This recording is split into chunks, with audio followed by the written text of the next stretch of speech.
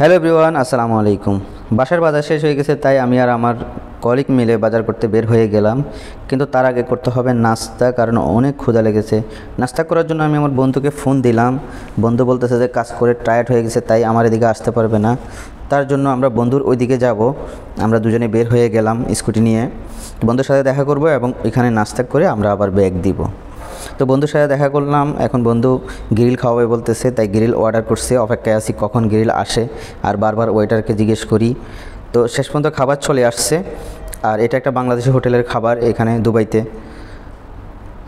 তো খাবারটা অনেক সুস্বাদু ছিল, গ্রিল আর রুটি, আর সাথে অনেকগুলো সালাদ ছিল। অসাধারণ একটা খাবার। তো খাবার শেষে আমরা আবার আমাদের এলাকায় চলে আসলাম।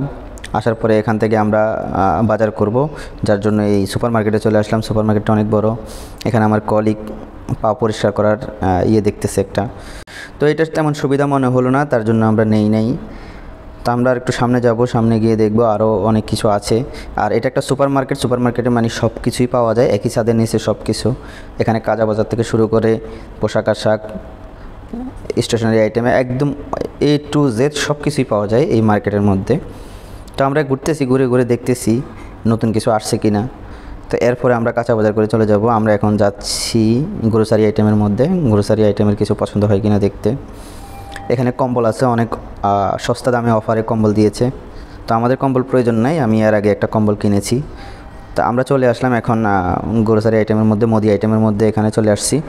এখানে দেখলাম তেল অফার দিছে, হায়াতের তেল 20 দিরহাম দামাকা অফার চলতেছে, 4 লিটার 20 দিরহাম। তো আমরা এক বোতল তেল নিয়ে নিলাম। এখানে আম দেখি, আম সস্তা আছে 7 দিরহাম, কিন্তু আম এগুলো খুবই নরম, এগুলো খেয়ে মজা পাওয়া যাবে না, তার জন্য আমরা নিলাম না। আর এখানে রসুন 1 প্যাকেট 1 দিরহাম, 1 প্যাকেটের ভিতরে 4টা না 5টা থাকে। আর পেঁয়াজ 1 দিরহাম অফারে, সব কিছু আজকে অফারে চলতেছে। তো তার জন্য আমরা রসুন নিয়ে নিলাম আর পেঁয়াজ নিয়ে নিলাম এখান থেকে। এরা আগে থেকেই পলিথিন ভরে রেখেছে, প্যাকেট করে রেখেছে, 2 কেজি করে, 3 কেজি করে, 4 কেজি করে, যার যেরকম সুবিধা এরকমভাবে নিতে পারে। তো এখানে রাইসও অফার আছে, দামাকা অফার রাইস।